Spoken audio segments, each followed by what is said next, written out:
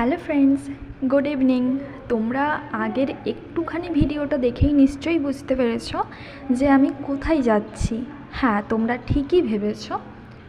আজকে যেহেতু রথযাত্রা, তো আমি সেখানেই যাচ্ছি। আগে থেকে সেরকম কোনো প্ল্যান করা ছিল না, হঠাৎই ইচ্ছে করলো, বেরিয়ে পড়লাম বাজারের দিকে। বাজারে গিয়েই গরম গরম একটা চা খেয়ে নিলাম। আম, কলা কিছু বাজার করার পর সামনেই দেখলাম ভিড় জমে। জয় জগন্নাথ।